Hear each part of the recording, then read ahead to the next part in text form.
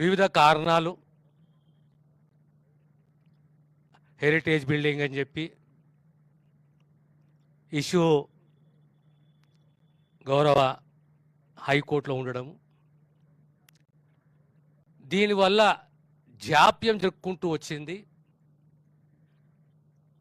మనం ఏ ప్రాంతానికి పోయినా, particularly in the entire country, one institute is recognized in the world as a branded. We got so many brands in medical services, but one of the top brands is Osmania Medical College. And the doctors we are given to the society, to the Indian society, and to the world.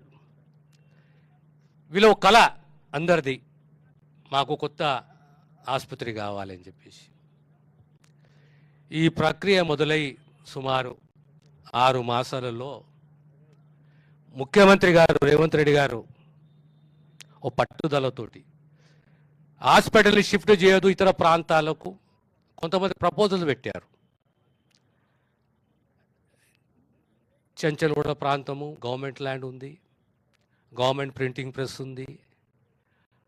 ఆ ఏరియాలో ఇంకా వేరే ఏరియాలో కదా government land available ఉంటుందో అక్కడ hospital ఏర్పాటు చేయాలని చెప్పి.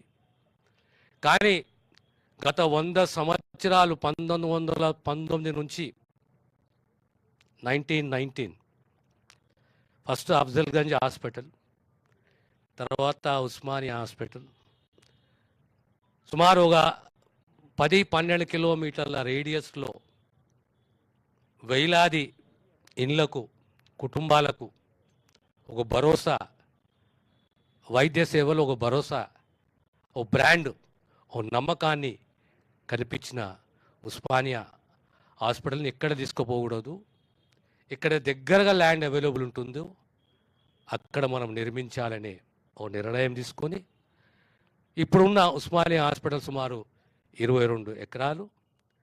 ఈ గోషమేల్ మొత్తం ల్యాండు 38.5 ఎకరాలు ఉంటే ఈ హాస్పిటల్కు 26 ఎకరాల 32 గుంటలు. దానికి తోడు 32 లక్షల పైచులకు స్క్వేర్ ఫీట్, 5 భాగాలు, in patient, out patient, residency, auditorium, academic, ఇవన్నీ భాగాలుగా విభజించి 2000 పడకలు.